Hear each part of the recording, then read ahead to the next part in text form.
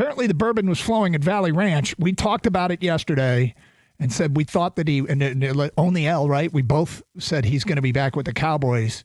And then added the caveat, there's always a chance with Jerry.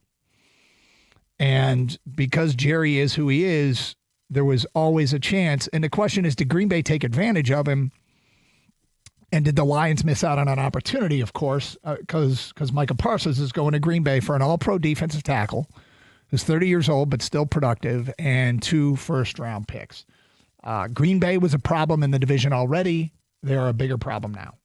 24 hours ago, Scott Anderson, you and I did a show where we played some Brad Holmes cuts. We talked about whether or not this Detroit Lions team was a Super Bowl team. Not all of the reaction, but a surprisingly large percentage of the reaction that we got yesterday before the trade was that the Lions were already cooked. They already weren't going to win the Super Bowl. I can't imagine how those people feel now. I think that they think that the run is over. Because Green Bay made an all-in move. This is a move that many Lions fans want to see the Lions make. Mm-hmm. Go all in, grab an elite player that makes you an overwhelming Super Bowl favorite. To hell with the future.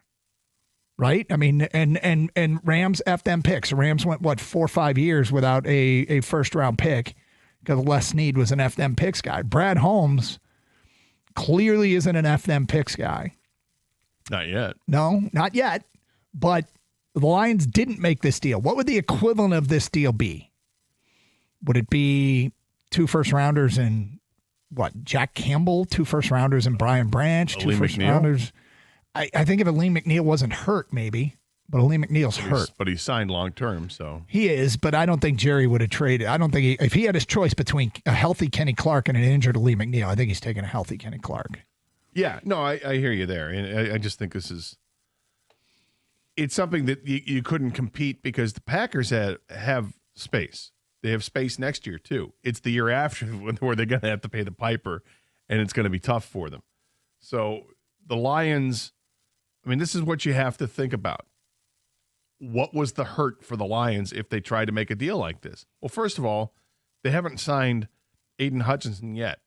So everybody that wanted to pair Hutch up with another edge rusher, okay, so you got to pay them both. You would have had a window. They would have played together for a minute. Yeah, and that would be awesome. And then you've got sheer chaos with your roster after that because you would have 2 guys who would combine for at least $90 million, probably closer to $100 million than $90 million. 2 non-quarterbacks. Yeah, and 2 non-quarterbacks to do that. So in order to make that work, then you would have to recognize that, okay, after this 1 year, we're not going to have guys like Jack Campbell or Jamison Williams or Brian Branch. It would have been probably all 3 of them. It would have been an all-in move, right? Yeah. And it's just there. And there's a reason you go all in because you think you have the opportunity and you want to go do it. And it's a ballsy move to do.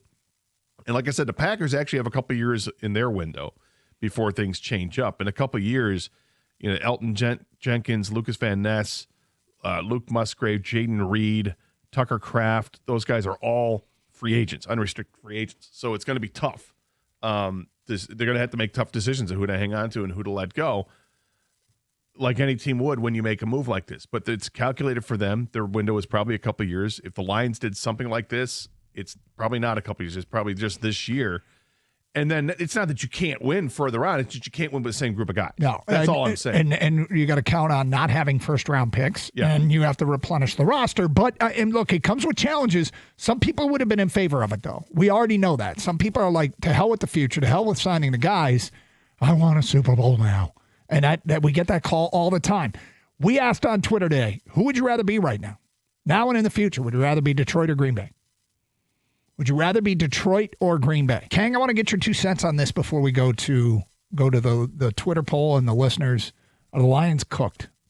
Maybe I'm a sicko, but when I heard the news, I actually smiled and got excited because it was just huge NFL news. Now, once I kept reading and it was Green Bay, and I'm like, oh, that kind of sucks. But with that even being said, no, the Lions are not cooked. I feel very confident in the Lions, Penei Sewell, the roster that Brad Holmes and Dan Campbell have built together. Does this make the division tougher to win? Of course it does. the Green Bay Packers just added maybe the premier pass rusher in the league, okay? But they also lost a great run stuffer and a Pro Bowl defensive tackle. So I'll leave out the 2 first-round picks because they don't matter for this season. But they gave up something this year to get, to be great, I guess. Gator, you say it all the time, give up the good to be great. That's what the Packers are trying to do, right? Yeah.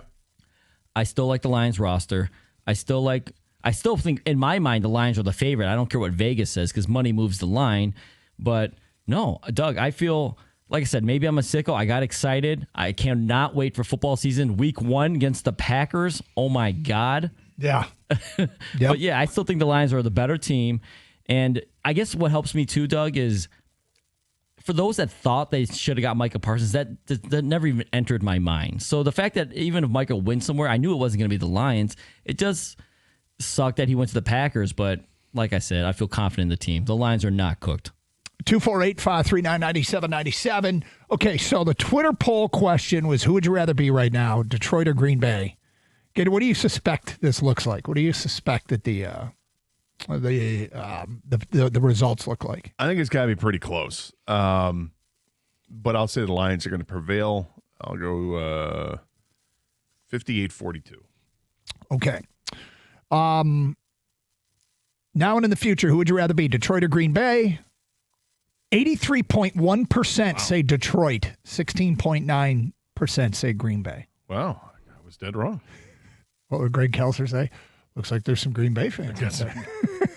Well, they said they'd rather be the Lions than Green Bay. I know, but he always would look at anybody who said the another player's team. He'd always say, it looks like they must have some fans. How come this isn't 100% Detroit? 248-539-9797.